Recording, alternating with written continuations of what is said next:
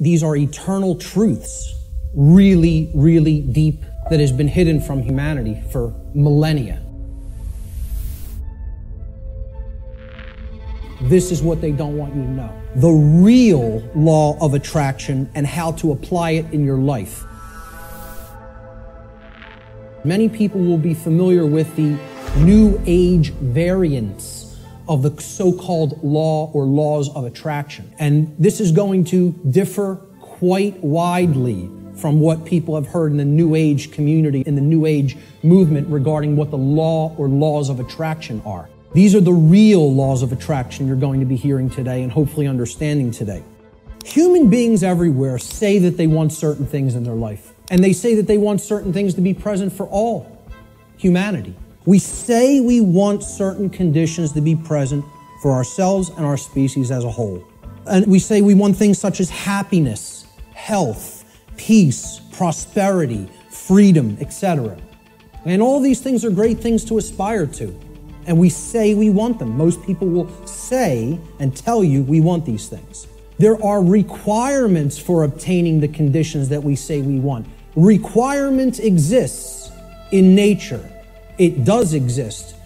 If you want something to be different than the way that it already is, than the default conditions, then requirement exists. If you're okay with things being the way that they are now, requirement doesn't exist. There are no requirements to creating change. You just accept the default conditions the way they are now and go on with your existence and accept it's going to be this way and possibly get worse. But if you want real change to happen, requirements exist. And this is what many New Age teachers will not tell you, or they'll outright deny that requirements exist for creating real change. Specific requirements exist in order for human beings to obtain the conditions that they say they want. If the requirements for obtaining those conditions are not met, those conditions do not just magically manifest by magical means automatically. That's not how it works. This is a key concept to understand.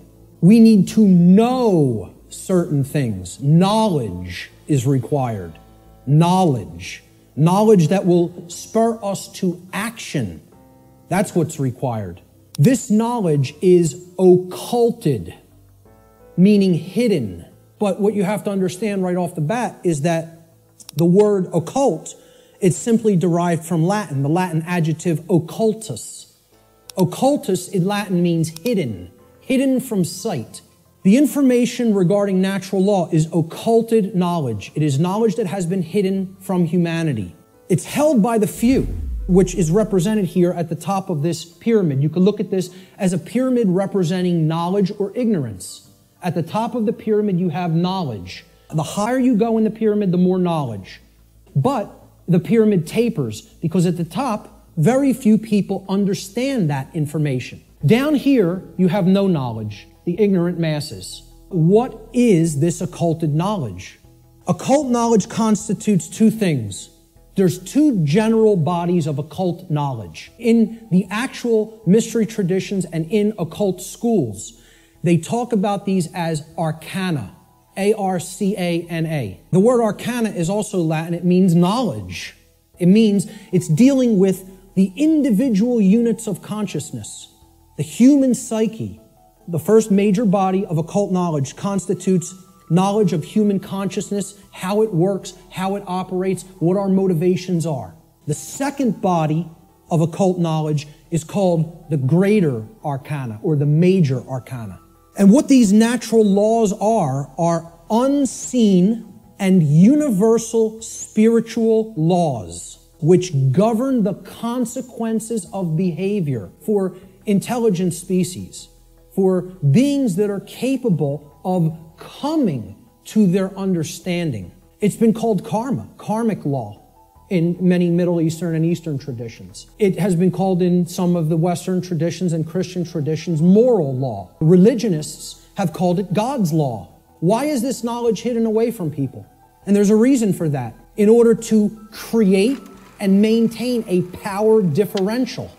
They know how something works, like how human consciousness works, how human motivations work, how human perceptions work, how human beings can be manipulated. This is the thing that all the distractions are there for, to keep you from learning. The endless trivialities, the nonsense you hear on the news, all the video games, all of the nonsense television. It's all there to keep people from understanding this. Truth versus human perception. See these white lines? Imagine these white lines that do not waver as truth. And imagine that the perception that is set against the truth, we're going to take three different individuals. This is individual A, this is individual B, this is individual C. Their ability to perceive what has occurred and what is occurring is what I would refer to as consciousness. If your consciousness is high, meaning it's at a high frequency, that means you're going to have more of an ability to understand and recognize the patterns. If your consciousness is low, you're at a low frequency, you're going to see the pattern less. The longer the wavelength, the shorter the frequency. What that means is how frequently is it going to be intercepting the line that represents truth. The higher the frequency, the more in tune with truth we are. What would happen if this frequency became infinitely high? It would be indistinguishable from a line. And therefore, someone would be aligned to that which is their perception of reality being accurate. Think about this in sound, right? You hear a low bass tone, it's like, then it goes up, and it would go eventually outside the range of human hearing because the frequency went so high. Same concept here. The higher the frequency, the higher the perception of reality, the quality of the perception is going to be. The concept to keep in mind here is perception is not reality. It's the filter we see reality through. Down here is the reptilian brain. It's comprised of the brainstem right here, and this part of the brain is called the cerebellum. These two components together essentially comprise the R complex. The R complex is the lowest consciousness part of the brain. We don't do any thinking with this part of the brain. It's the reactive part of the brain. It reacts to stimulus. It's the stimulus response mechanism. In this middle part of the brain, these are all the different glands like the hypothalamus, the thalamus, the pituitary and pineal glands, etc., that comprise the midbrain or the limbic system. All human emotions are facilitated, are made possible by this part of the brain. The neocortex is the outer casing, basically, of the telencephalon, the higher brain. What you have to understand about the telencephalon, or the hemispheres of the brain, is that they're, first of all, bilaterally symmetrical, and they generally control different functions of thought. But in general, the left hemisphere of the brain is what governs logic, analytical thought, and scientific and mathematical thinking, and also linear thought processes. The right side of the brain, the right hemisphere, governs or generally facilitates and makes possible human creativity, all the emotional dynamics of the human being, holistic thought, being able to see the big picture thinking, pattern recognition, and then things like compassion, nurturing, care.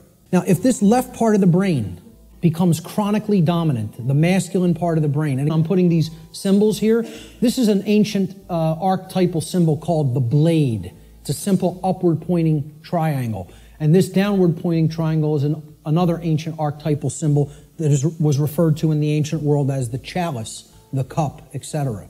Okay?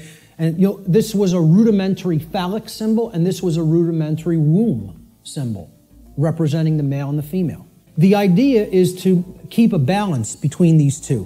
When we have a balance between the two, that's when we're operating on all cylinders, so to speak. That's when real consciousness and pattern recognition is developed. And that's when real morality and ethical considerations are also created within the personality, within the being. People have equated intelligence with intellect, especially in the Western society. All right? Intellect is not intelligence. Intelligence comprises more than intellect. Intellect is left brain understanding. True intelligence is holistic understanding, with the right brain included in the process. The nurturing, compassionate, creative, and intuitive sides of the consciousness together with the intellectual aspect of the consciousness. And you can see this in the word. intelligence, right? Intelle is where intellect comes from, okay? And gens, G-E-N-C-E, comes from the Latin verb generare. Generare means to generate or to create. So it's the creative aspect of the personality or the right brain.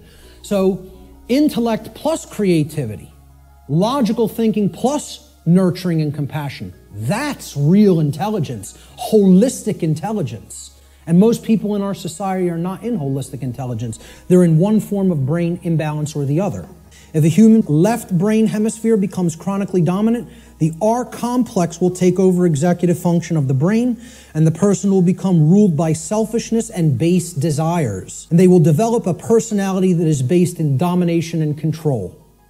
Conversely, if a human being's right brain hemisphere becomes chronically dominant, the limbic system will take over executive function of the whole brain, and the person will become ruled by their own emotions and develop a personality that is based in submissiveness and naivete. The general principles of natural law. Natural law is expressed through 7 basic underlying principles, plus what I have referred to as an 8th or hidden principle, which you hear very few other researchers, even people who are studying this from the occult perspective, who are studying this from the consequentialism perspective, you very hear them incorporate the 8th and all-encompassing principle. This 8th principle, which I call the lost principle, binds all the other 7 principles together. These principles together constitute a master key through which universal wisdom, including the knowledge of the requirements to obtaining what we desire, is then unveiled or de-occulted. These are the 7 general principles of natural law: mentalism, correspondence, vibration, polarity, rhythm, cause and effect, and gender. The principle of mentalism states that the all, everything in creation, is actually a manifestation of mind. The principle of correspondence states that that which is above is similar or like to that which is below.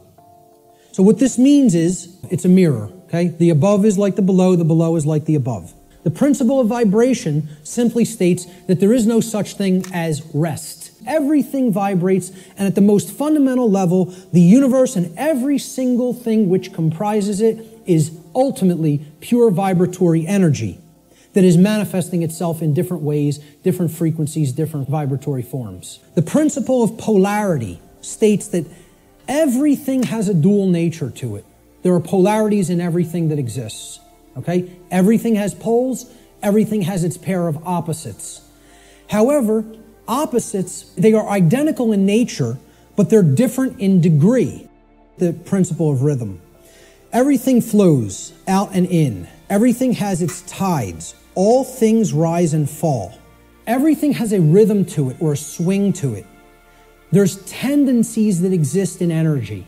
The pendulum swing manifests in everything that we undergo, everything that we perceive. The measure of the swing to the right is the measure of the swing to the left. It's just an opposite. It's perceived as an opposite. Rhythm will compensate. This is the principle here in natural law that most fits in with how I'm using the term natural law today, cause and effect. So the principle of cause and effect simply states that every cause has its effect and every effect has its cause. Every single thing that occurs happens according to law. Chance is a name for a law not recognized. There are many planes of causation, but nothing escapes the law. You cannot change the past. You can change what it is starting now and make sure that it gets changed in the future. But right now, what is the truth, and all you can do is accept that or reject it. The final principle of the 7 principles of natural law are gender. Again, I'm going to talk about an 8th lost one. Gender exists in everything. Everything has its masculine and its feminine components or principles. We've already seen that when it comes to the human brain, consciousness, worldview, etc. Gender manifests on all planes of existence: spiritual, mental, physical, everything. This next section is what I call the lost principle. This is the 8th principle of natural law, which binds all of the other principles together. It's the container inside which all the other principles fit very nicely and neatly. However, it's lost because we're not exercising it. See, we already looked at 1, 2, 3, 4, 5, 6, 7 principles of natural law. And there they are represented by these circles overlapping each other. Here's the 8th circle, the seed of life. Now, what happens from a seed? It grows. It generates something. It creates something. Here's what that principle is. It's the 8th or the lost principle. And it's the thing that has to be present in order for any change to manifest itself. Here's what the 8th principle is.